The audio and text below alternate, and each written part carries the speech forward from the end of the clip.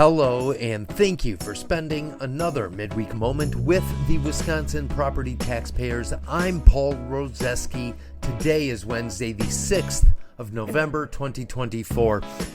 Happy Wednesday to you. It's National I Get to Reclaim My Text Message List Day. Of course, I just made that up, but I'm definitely celebrating that today.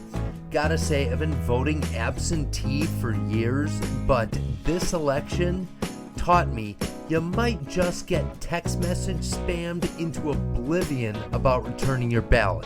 Fair warning. How about National I Can Go Back to Watching YouTube Without Wanting to Claw My Own Eyes from Political Ads Day? Interestingly enough, it's also International Stress Awareness Day today. I think that is a message to us from the rest of the developed world about what they think about our slow motion train wreck of American presidential campaign politics. And they're not freaking wrong. Speaking of, we have a lot of ground to cover, and I'm already behind schedule, having fallen down a couple of time-burning rabbit holes today, so let's not delay the inevitable and jump into some news together. Let's dial right into the election aftermath with the state legislature, what it used to look like and where it sits now. First, the Senate, which is made up of 33 seats. Last session, there were 22 Republicans and 11 Democrats, which made a two-thirds majority and the ability to override a governor's veto along party lines. That is now gone because 4 seats have flipped to the Democrats. The balance is now 18 to 15. And granted, today is a day that plenty of Republicans throughout the U.S. are doing touchdown victory dances. Democrats have reason to celebrate too, because this puts them ahead of where they realistically were expecting to be. In 2026, they will only need to be half as successful and flip 2 seats for majority control of the Wisconsin State Senate. Over in the Assembly, you've got some more of the same story. Republicans used to hold 64 of the 99 seats, and granted, results still aren't 100% final as of this recording.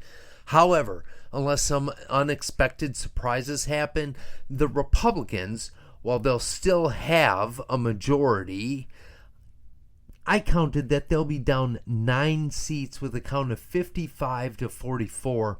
The Assembly Democrats put out a release saying that they gained 10. Either way, a significant shift, still a comfortable lead for the Republicans, and for control, but with less margin of error. What will be interesting is whether or not there will be budget items or the budget overall or issues that have a tougher time getting through. There have already been people going rogue from the majority party line from time to time.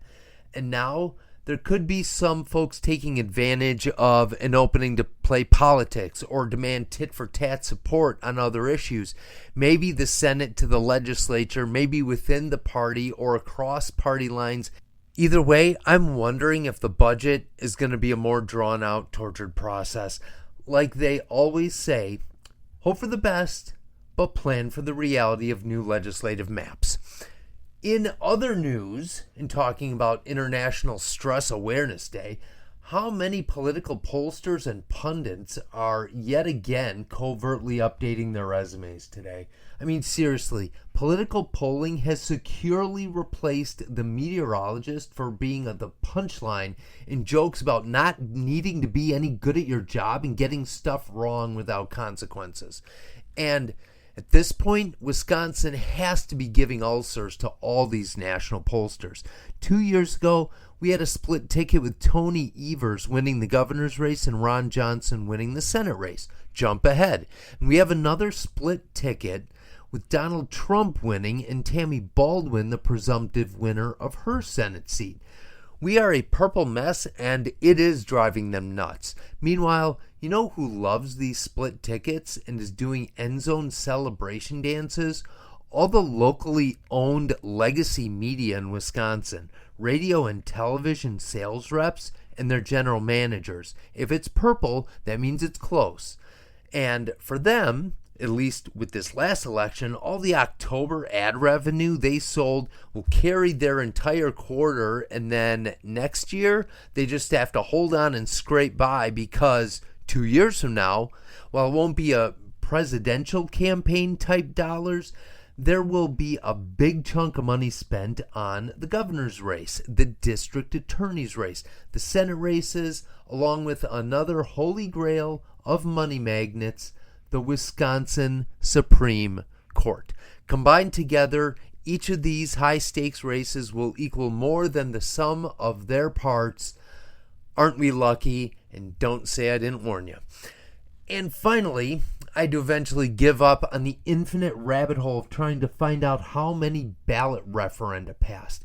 There were 139 school referenda listed on the DPI website alone, and a bunch of them weren't updated, and there are also other municipal referenda out there as well. So at a certain point I did give up, but I did find enough info to see a few trends. First off, there were two flavors of referenda. First was to get voter permission for issuing debt, which means getting money by selling municipal bonds.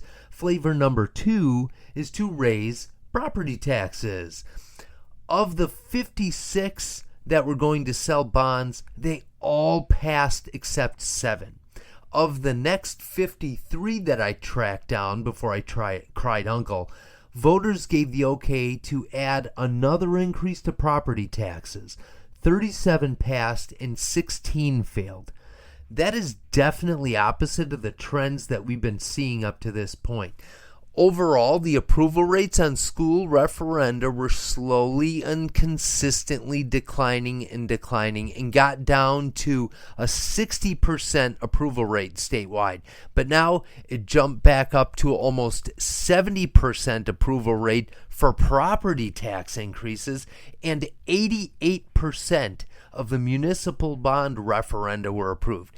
I really expected the trend to continue, which it didn't, and honestly, it's making me feel as confused as all those pollsters because it doesn't seem to make sense. If you oversimplify the presidential election results, it was a statement about unhappiness with the economy and discontent with the new normal of the financial burden we're all living with. However, in spite of having less money in our pockets, we increased our collective financial burdens in Wisconsin by a couple $2 billion of taxes beyond all the tax increases we've already had to swallow. We will have to see how this all plays out based on this universal wisdom with elections. You get what you signed up for, which isn't necessarily better schools. We simply signed up to give them more money. Maybe you also have the hope that it will impact student success, but in reality, those odds seem just about as random as believing the pollsters. And finally, in a post-election spirit, I give you some words of wisdom from Abraham Lincoln.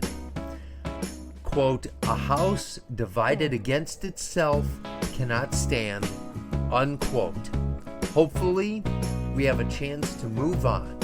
This isn't the first presidential election where people are disappointed or happy, and it won't be the last.